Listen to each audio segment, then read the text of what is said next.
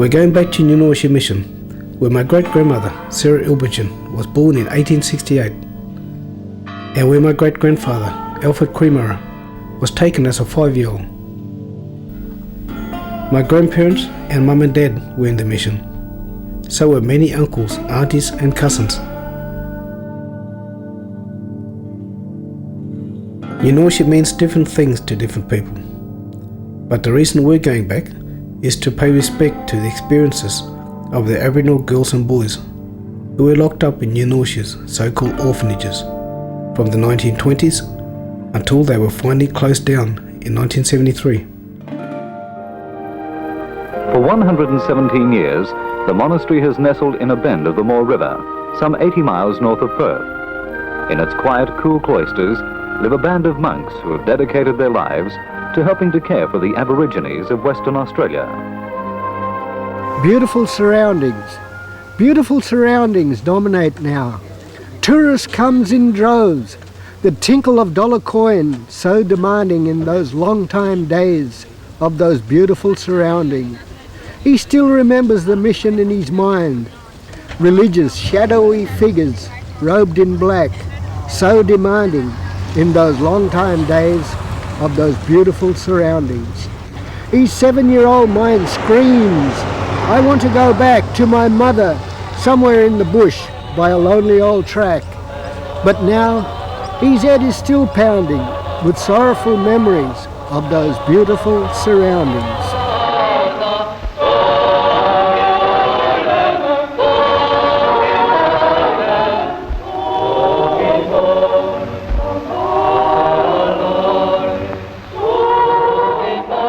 Norcia is a very unique town. It's the only monastic town in Australia today.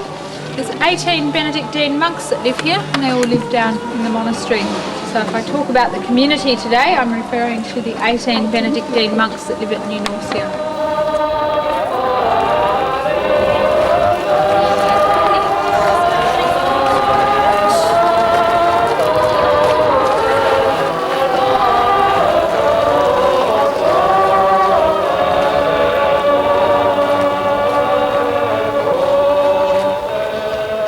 During the making of this film, we invited the monks of New Norcia to participate. After learning that the film would deal with the often disturbing experiences of Aboriginal children from the orphanages, the monks would not cooperate with us and refused to be interviewed.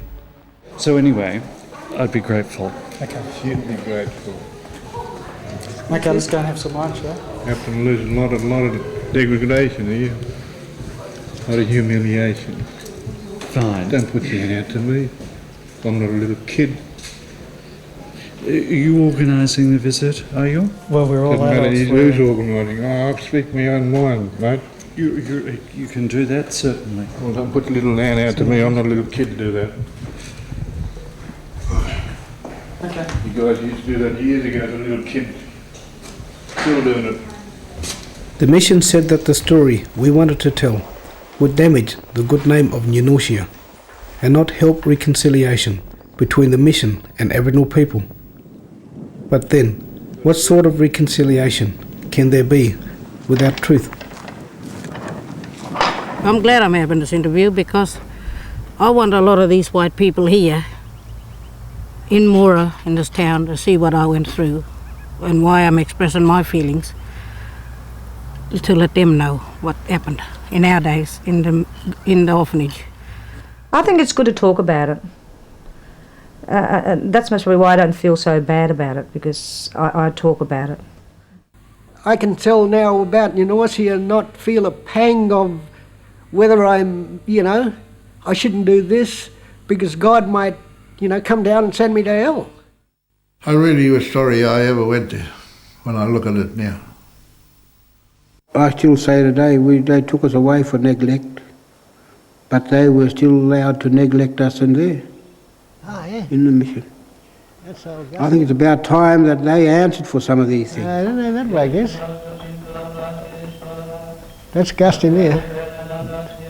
Over 30,000 tourists come here each year.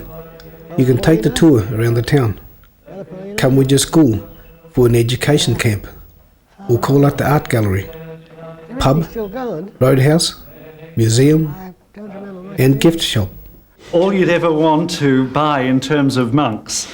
Monk dolls, monk magnets, worry monks, even nutty monks. What do the other monks think about this kind of merchandising? Well, I think they realise that some people coming to New Norcia want to buy a serious product, some people want to buy a fun product. So we cater for all tastes. The Benedictine community of New Norcia abandoned its mission to Aboriginal people long ago, and in recent years has reinvented itself. Its mission today appears to be self-promotion and running a booming tourist business. The history of New Norcia has been carefully packaged to suit its new mission. There is no place in New Norcia, the tourist attraction, for the experiences of the orphanage girls and boys. They show the dairy and the police station, and they don't even show the boys' house. Bloke spent all his young childhood days there. I mean, well, I suppose you and our boys were nothing. Racist ideology, backed up by ruthless state laws, began forcing Aboriginal children apart from their parents right from the early colonial times. At New Norcia, many institutionalised children grew up to work on the mission and were in turn persuaded by the missionaries to give up their kids. So generation after generation ended up in the mission orphanages, and New Norcia maintained a captive labour force to work their huge farms. Some parents themselves put their children in because they were poverty-stricken or widowed, because their kids were barred from white schools, or because they were threatened and coerced by welfare and police to put their kids in or have them taken. Later on, more and more children ended up there because state authorities, with the help of the police, took them from around the state for what they called neglect or for missing school. An orphanage without orphans. None of us were orphans. Most of us were brought here at random, yeah. And most of the times for nothing, yeah. They said that we missed out a lot of school and that our parents couldn't take care of us properly because we were always out in the bush and we weren't really in a house. And they came and picked us up from out the bush at the camp. I remember being in the car, driving along, and they said they were taking us, I think it was to get new clothes and stuff for school or something. And we ended up in Perth at this big place. And I remember being sprayed by some stuff and standing there getting sprayed with like a Mortint, those old ones they used to spray with a little handle, those things. Didn't like that very much either. Just wanted to come home again. But I remember driving a long, long way. It's when they must have been taking us to New Norcia. Anyway, she pulled up and opened the passenger side door, and she was calling me through the passenger side door. She had a bag of lollies and ice cream, and being a kid, like lollies and ice cream, so I went over there and jumped in and grabbed the lollies, and as I grabbed them, well, before I knew it, we were out of there, gone. Well, I tried to hide in the bush and that, but I don't know how they found us. I was waiting for him to come home, my big brother, to help us out, you know. And when he came home, he asked, "Where are my little brothers and sisters, Mum? Dad?" Mum was very soft-hearted. She started crying. And he knew straight away the welfare's come and took us. So he started crying and got upset. These people, I think, in New Norcia had a lot to do interplaying with the government departments in those days. Because once you were snatched away, you were taken straight to one of these orphanages. The only way we can get the Aboriginal to live like us is to take the children away from their homes when they're babies, put them in good white homes, and never let them see their parents. This may seem cruel to some people, But to me, it is even crueler to let them grow up the way they are and live the filthy conditions under which they exist today. Sister Mary, St. Joseph's Orphanage, 1970. Oh, they pick us up from the kindergarten at the Moore River settlement. They had a big kindergarten there, you know, for Aboriginal children. They picked us up from there, see? Father Wilfred. When we got to the New Norcia there, got indoors, well, the big door just closed. One of the reasons given by the Benedictine community staff for children being admitted into the institution was that the parents were not capable of caring for the child in a satisfactory manner and were irresponsible.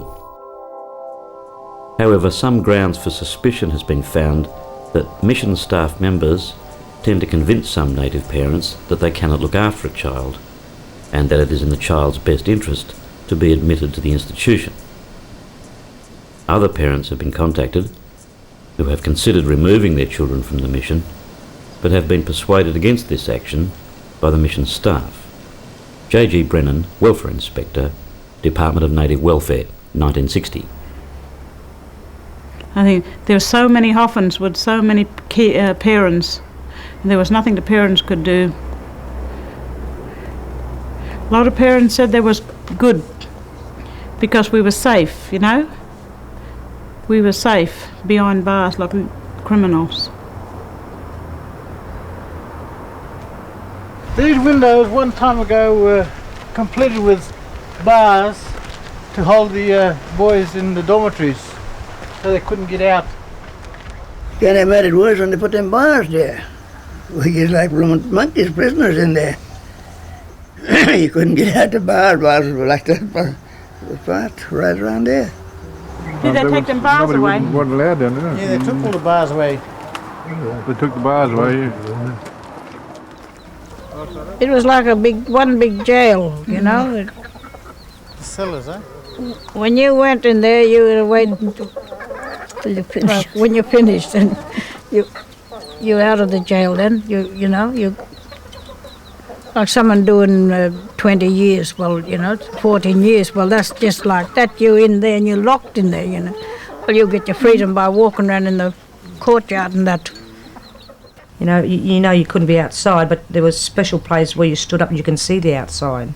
'Cause it was all tin. Tin was all around you.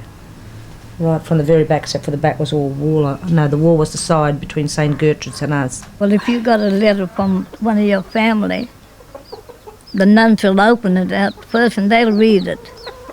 Then they'll pass it on to you then. And if you wrote a letter back to answer that letter, they'll get it off you, then they'll read it. Then they'll seal it and post it. You might think that you're running them down or running the mission down. One thing that's always stuck in my head is myself just crying myself to sleep every night. And I know my sisters were there. They were right next door in another dormitory, which was separated from us by 2 rooms. And I knew they were there, but couldn't get to them because we weren't allowed. The rooms in between were the sisters, and of course you try to run through there, they were like, you had to get through them first. New Norcia's buildings are of solid construction and patterned on notions of childcare 100 years outdated. The staff are untrained and woefully inadequate in numbers. Both children and staff suffer by the isolation in distance and cultural isolation caused by Spanish religious order and native and part native children. S.A. Blanchard, Social Worker, Child Welfare Department, 1969. As far as like education and things like that, you didn't get much education. I mean, they tried to get those Spanish nuns to teach us. They might have been teachers or something in their own country, but they couldn't speak English, for God's sake. And they were trying to teach you how to English classes, arithmetic and things like that. They had no idea. Mainly talking in their own lingo, and you don't know what we pick a few words up, but Yeah. All we know is the ones when they're mad. Pero que majadero, eh? To come up behind, look out! Give you a slap in the ear. Yeah. And she was just standing there saying, oh look, everybody, Dame Gloria. She doesn't know how to do the same. And hit me on the knuckles with a ruler, sideways. And, you know, real mean she was. All the kids didn't like her at all. They didn't ask her very many things because they knew that she'd make a big scene, make them look stupid in front of everybody. Disciplinary action, they knew, and that was the old woman belt and strap and woman rule, cane. Well, that was the only disciplining measures they used. Yeah? And on came the old little punishment, you know, so we get smacked across the legs with actually this time was a piece of wire coated with a bit of rubber, and I had a mark on my leg, probably not the only one. There was no understanding of people's feelings, the kids' feelings or anything like that. There was nothing. But, you know, that's why a lot of the girls here in the high school, I didn't remember, the girls used to get up in front of class, they'd break down and cry. They'd cry uncontrollably, keep crying until they'd have to go out back to their room or somewhere. Yeah? Well, I got punished, I know, because I was breaking all the pegs because I got wild with this girl. She was... I broke all the pegs. And I got punished by holding 2 bricks in the bloody hot sun. Oh, in the middle of the yard. I got a hiding and then made to kneel down in the chapel with my arms out like that, with 2 bricks on each hand. And when your arms went down, you got to hit behind the elbow to make them go up again. Oh, they sitting there up in front of you watching. If they'll get up from there, bang, bang. That's with a cane. No, years ago that was a very cruel place, even though it was the Benedictine, strict Catholics. In 1880, Dom Salvador wrote, "A monastery without a library is like an army without weapons. Among the works most treasured, a magnificent Bible." Religious worship takes place in surroundings which have no counterpart in Australia. The sanctuary of the Pro Cathedral holds the carving of skilled Spanish and Italian artisans and monks who have slowly built the monastery into its present beauty. Dom Salvador, whose marble tomb rests here, would surely be gratified by the charm and dignity of the monastery he founded in the bushland of Western Australia. A piece of old Spain... I spent 6 years of serving as an altar boy, singing in a choir, attending Mass every day of the week, and sometimes if I served Mass on a Sunday, if I was one of the unlucky ones to serve Mass on a Sunday morning at 4:30, 6 o'clock, or maybe went to Mass 3 times on the Sunday, plus Vespers, plus Benediction.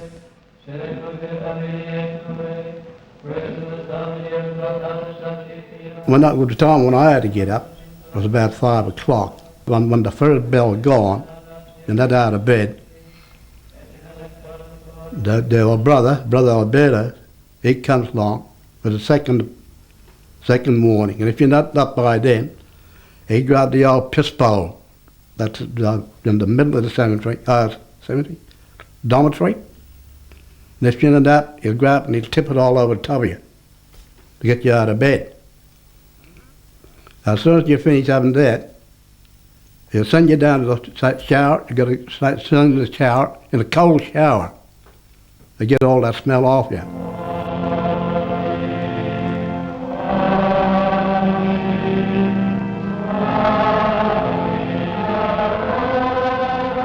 I started to feel that I was dominated by prayers, Mass, and being sort of being afraid of the strap and also of God. I found that they used God as an executioner. Yeah, it got to me. I had a breakdown. Know what was happening to me. Another thing that brought about the lead up to the breakdown was the emphasis on religion. Every night, before we'd go to bed, the old priest would say, "Now, don't forget, make sure you got no sins on your conscience, otherwise you won't wake up tomorrow, you know? You'll be in hell." It got to me. I took it literally, you know? But that's what just drum into your head. That was day after day after day. That would drum into your head as a Catholic. That's all they give to you. Well, you must get silly, you know, the same thing over and over and over. It must go through your brain. To them, the prayers were more important than your education, you know, the religion. And I think that's why a lot of people didn't really get a good education, I mean, myself included. See, our spiritual beliefs of Aboriginality and our culture and all that, we weren't allowed to have anything to do with that. That was all driven away from us, taken away by the white people. And they wanted us to believe in this God that, I don't know if he done so much wrong, but his workers did. And we had to believe in them, that they were the right ones. I think everything that I learned there, as far as that goes, it's just created God into being a mystery to me. Because I have found now that, you know, even my time in the monastery, I wanted to be a priest. I thought, this is what I want. But I've come out now and really run into it through my wife's family, and her brothers and his cousins and her uncles and everything. The way that they've taught me now, as far as I'm concerned, the only way is the Aboriginal cultural way. Because I have seen things happen. I have seen babies fixed. I have seen adults fixed by elderly people. You go into a certain area of land and you feel that oneness with the country. I never felt that in New Norcia. I just felt as if it was a place that the government put us to get us out of the way for a while. At New Norcia, Brother Augustine has the most unenviable job of caring for some 80 boys. Assisted only by a married couple, his time is mostly taken with preparation of meals, washing, etc. Then again we have the problem of 40 state wards and possibly 15 to 20 district native welfare subsidy cases, which leaves 20-odd children as cost to the mission. I have no doubt that subsidy payments are also appropriated against the cost of these inmates. This fact in itself must contribute to the lowering of standards due to lack of finance. The whole setup of the boys' section at New Norcia is well below standard. But as there are continual rumours that the senior brothers do not want to keep the boys' section, I feel our hands are tied in applying pressure. P. Samuel, District Officer, Child Welfare Department, 1967. We're just taking a view over the garden area here, thanks everyone. Okay, this is where they had all of their produce, and the monks were totally self-sufficient when they were in New Norcia, and you can still see the small area of the garden here which they still do use for their own meals here. At the height there were about 30 to 40 monks here over the years, and in 1935 there were 130 Aboriginal people in the community of New Norcia also. And so they had to be self-sufficient, not only feeding themselves, but feeding the growing Aboriginal community here at New Norcia. They used to bring a basket of about 12 or whatever, how many sheep they killed, and sometime I'd be 14. We had to skin their heads. Skin the heads. And split it into, and take the brains out, take the tongue, take the eyes out, and put that, the sheep head itself, that goes in a big boiler. That's for our breakfast next morning. Cut the tongue and brains out, which the nuns took, and then they just made soup with an onion put into it. And that's about all. In the old time I was in New Norcia, we didn't think sheep had 4 legs. We only got the neck and the head. Some of the girls used to pick up the rubbish bin to take all the scraps up to the chooks. If there was a apple there and there just with a little bit of rotten on it, they'd pick it out of the bin, go and give it a good wash, take all the rotten stuff out of it, cut it in half and peel it and say, look, it's clean. Just to scavenge like the cabbage that they threw out, when you cut the bottom end out of it, we used to find that was really nice, the stalk parts to eat. I think a lot of us used to eat half the scraps before we threw them out to the chooks, because the chooks got better food than what we did. When the orange season came, we used to go picking oranges. The oranges from the tree was for the white boys and girls, and the one from the ground was for the coloured boys and girls. That was good, Well, that's the truth. They had a big vegetable garden there. They had all sorts growing there. Spinach,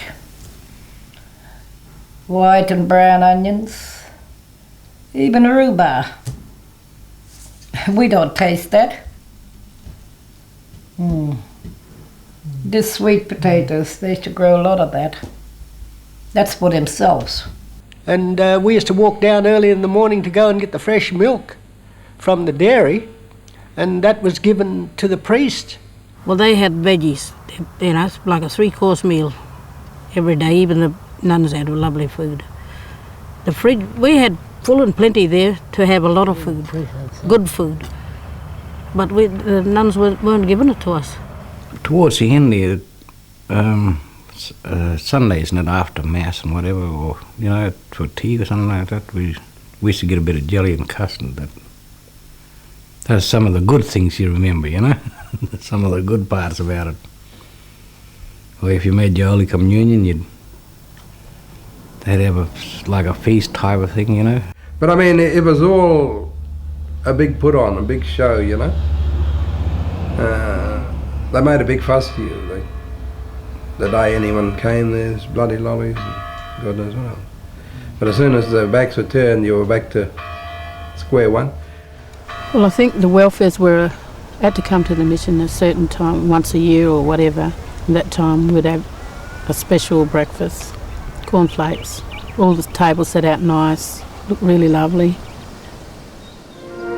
The 35 resident monks rise at 4:30 winter and summer to work in the olive groves, orchards and vineyards, and in the tradition of Spain have a siesta between 1 and 3 in the afternoons, when there is time to spend among the priceless religious works of art. Whenever I go to New Norcia, one of the biggest disappointments I have is that there isn't a Noongar perspective. There isn't an Aboriginal perspective there. That's the way I see it.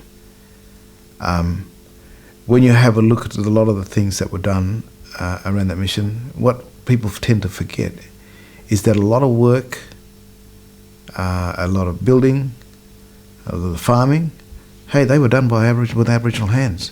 You look at the amount of area that they've got there and the amount of cleared land there. That land didn't clear itself. It was done through bloody hard work. I mean, the dozers came in as a private contractors, they dozed the area. But I mean, they left it flat.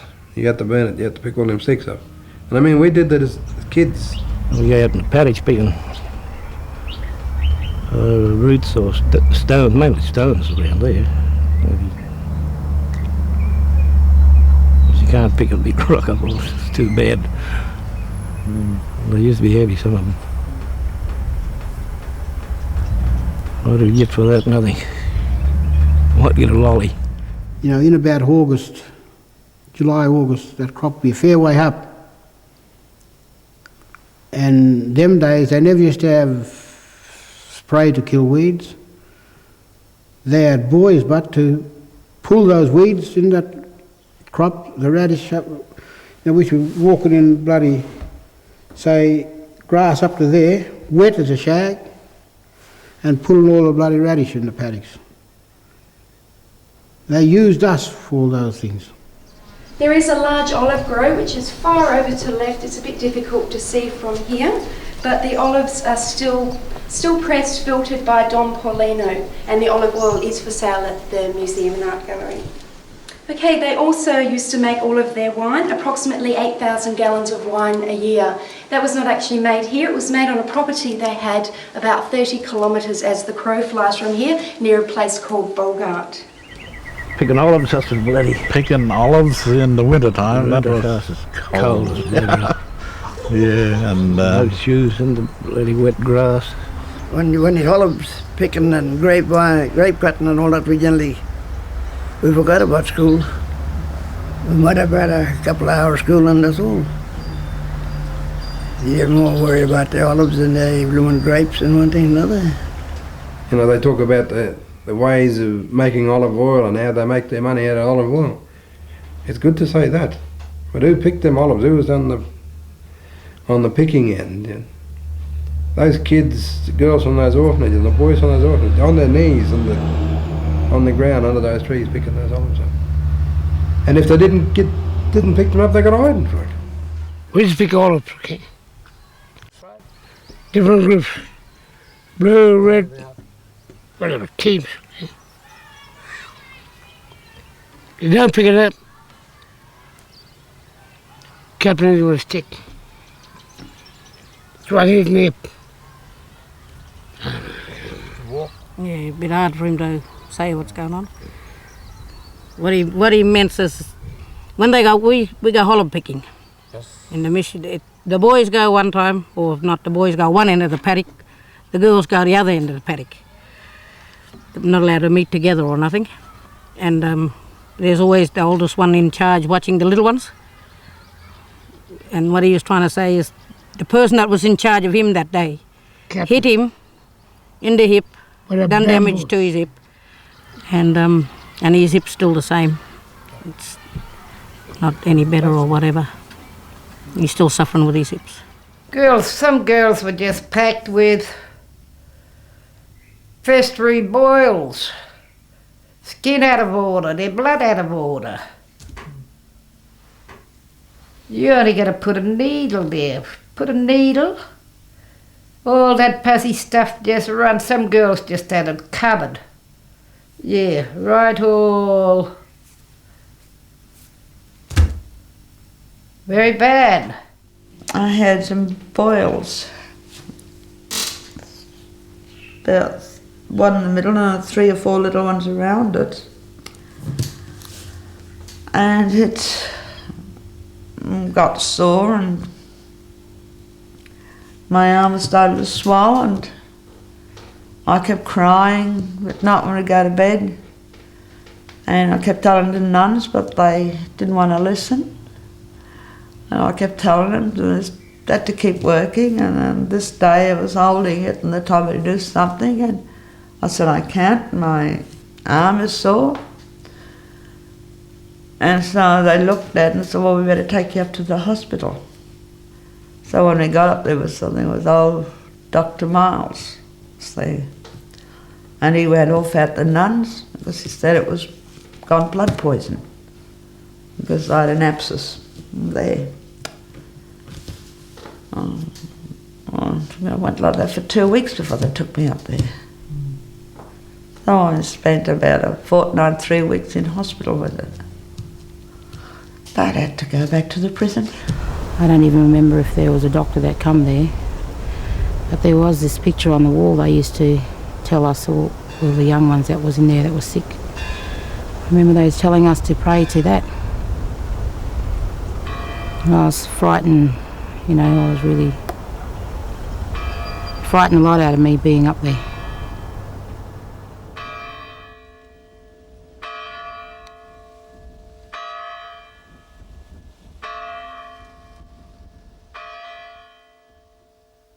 The hiding boards were along there, and the big machine that hinds the sheets and the clothes, the big machine to hind everything was here, in that corner where we'd made all the soap and things, and along here was the washing machines. There were all the washing machines. That's the hiding board. Sister Benita, know her. Sister Benita with some of the girls. That's the sheets machine.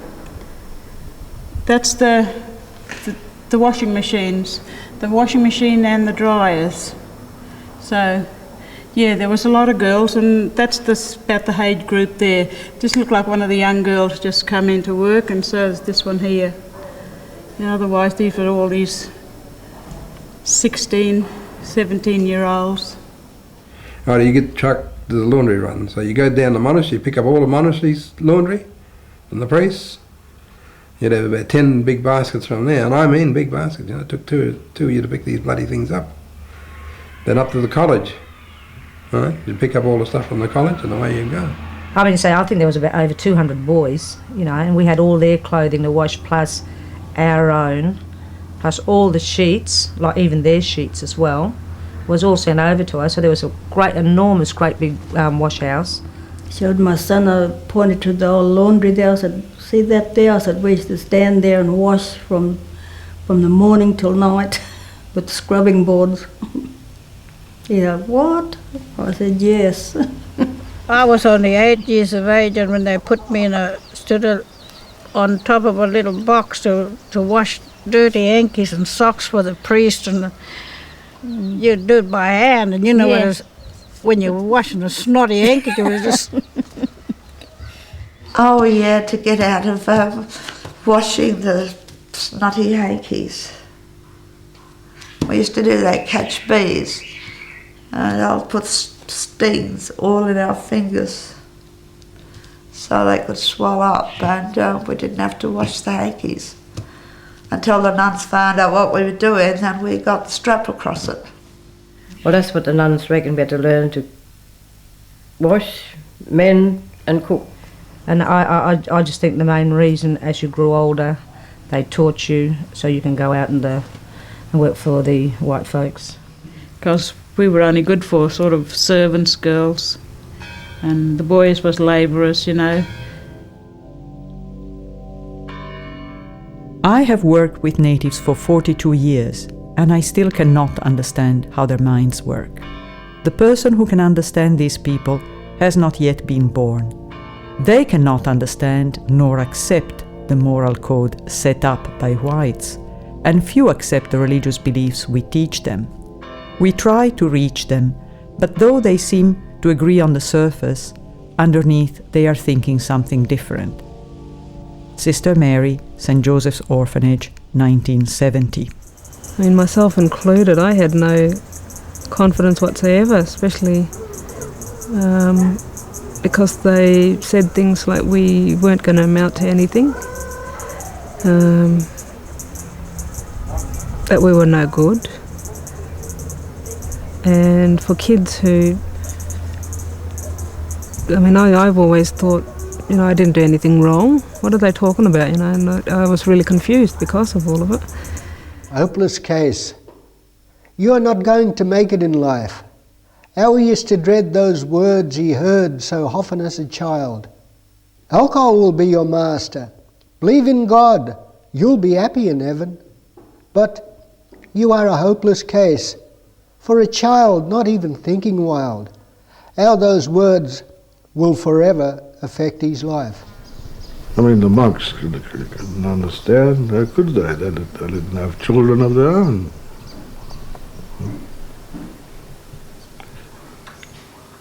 And when you temperament to children's feelings and emotions, it's delicate matter. Very good. You can change the whole person's life, just the way your attitude to the child is, you know. You know, some of the monks tried their hardest, some of them didn't. But some of them tried their hardest to try and prepare you for the outside world. But how do people prepare you for the outside world when they've never lived in it themselves?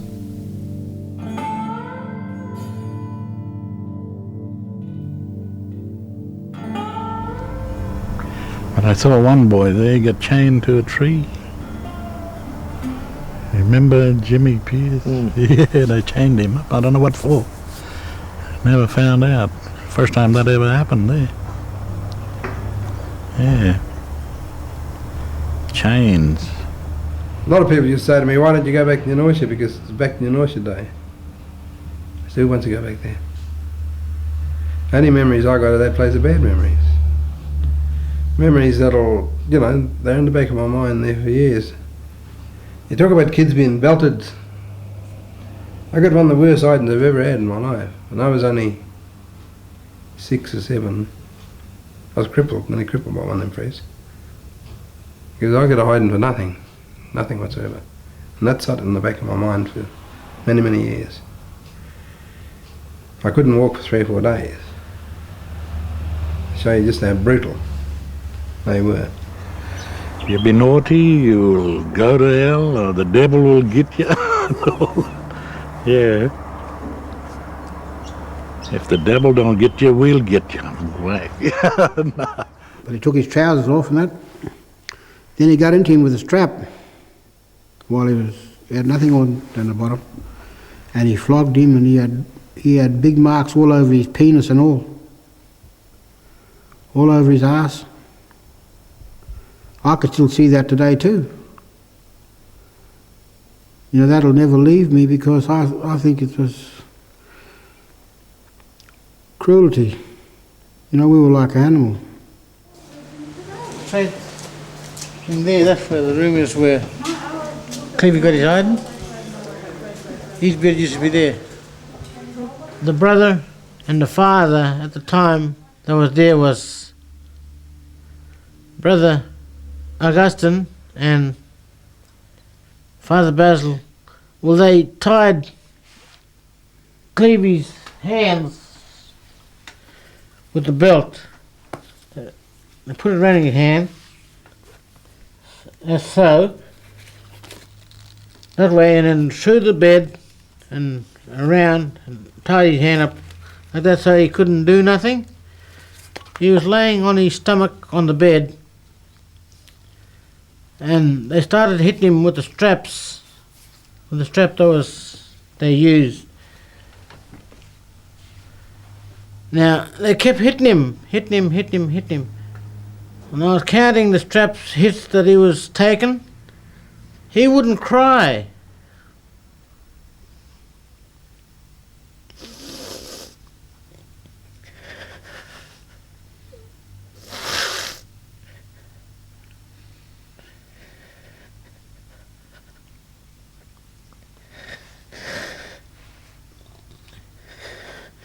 He wouldn't cry. They just kept hitting him. And this boy was so cut up because he was removed from his family. And he was continually running away. And the last thing I can remember was that boy being caught. And if I remember rightly, I was caught down around Bindoon or somewhere. Brought back up, head shaven, and given the belting of his life. Now, you know, some of the kids could not come to terms because they, with this being closed in, if you didn't have family there, if you didn't have brothers or first cousins or any relations in that orphanage, it was really hard for you. And you know, there were some boys that found that the best thing was just to try and get away from it. I started to take off from the Norcia, though. I ran away. And they took me back. And I ran away again. Because I didn't want to put up with any of the bloody abuse anymore. When they got caught, they got the haircut bald, shaved bald. That's like disgracing them. It's that type of thing, you know. Bring them down, sort of thing, low sort of type of thing, and all that. Well, that's exactly to do the same with the boys. When they've done anything wrong, they cut the hair. They don't cut it bald. They cut it straight through here and across. They make a sort of a cross. That's all the cut they give you. I remember being in there and seeing these girls they call the big girls get brought back in the mission, dragged to what they were the showers, bathroom, and they started. We can hear them screaming in there. I think they was belting them with the big straps, and they had all the girls lined up at the bathrooms, showers, and they they had them there and they were telling them that this is what happens to girls who try to break out of the mission and try to get away. And then when they brought them out and lined them up, they had all their hair cut off, all jagged, anyhow, just grabbed and clipped off. Just grabbed and just cut. I had my hand over my head like that, so I saved a little bit here and a little bit there, you know. I don't know what full well you can wear a cap, I suppose. And that made me even more determined to run away the next time. I came to this spot where there's a rock where the police van pulled up, and the old tree that's fallen down was the tree that I was running towards before they took a shot at me and told me to come back, otherwise I won't be walking the following day. This is about the distance where I got to on the day that the policeman took a shot at me. The bullet hit on the side of me there, about 5 feet away. That's why I knew I was in range of him shooting me. That's why I went back to New Norcia Mission.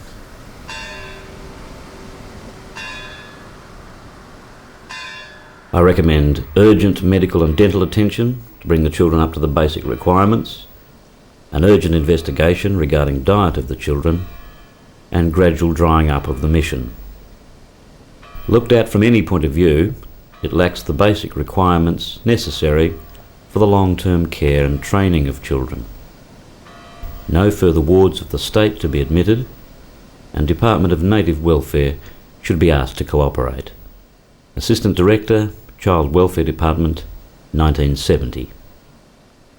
I've mixed up with a few people that come out on New Norcia Mission, you know, and they've had like breakdowns in family life and type of thing, you know, and hit the grog, a lot of that, you know, and the after effect. Yeah, you lost your spirit, you were lost. And that had happened to a lot of the people, a lot of the boys that in the mission. You know, a lot of them are not around today. I'm only just becoming confident in myself. But you know, it took a long time. Always been intimidated by a white face, and I just not being able to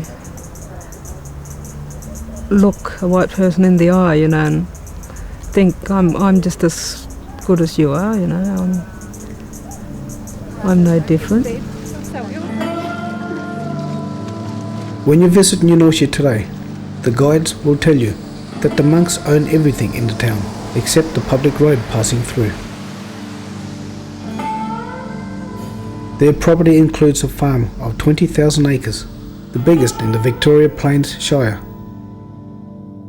The largest part of this real estate was originally a massive 13,000-acre Aboriginal Reserve number 944, which was set aside by an Act of Parliament for the benefit of the Aboriginal people connected to New Norcia. However, this reserve was cancelled in 1950 and converted into the private property of New Norcia. In a special agreement with the state at the time, the mission was obliged not to use this land for any other purpose than that of an Aboriginal settlement. But today, it serves no such purpose. Other land that was originally reserved for Aboriginal people was sold by the mission for their own profit in 1977. And so lands that once belonged to and were reserved for Aboriginal people today exclusively benefit the Benedictine community of New Norcia Incorporated. Despite all the promises and boast of the mission regarding the benefit that these lands would bring to Aboriginal people, not one acre ever ended up in Aboriginal ownership. We can say a lot about New Norcia and the way it was set up. But I think the government has a lot to answer for down the same line. That mission was just a tool used by the government it wasn't a very good environment to send those kids to or take them away and place them into. Maybe if the government says sorry, so a lot of them might forget, but I don't think so.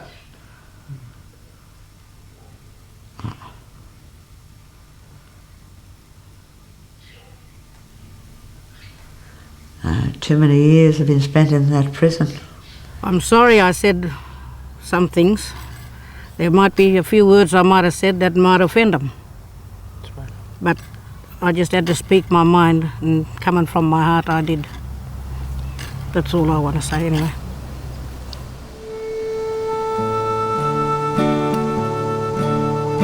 Inside the walls of New Norcia Mission, not so many years ago,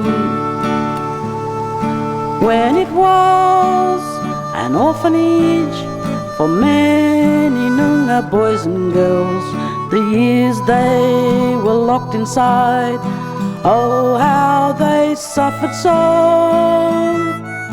And the way that they were treated there was so cruel and so unfair that it makes you mad at the ones who sent them there.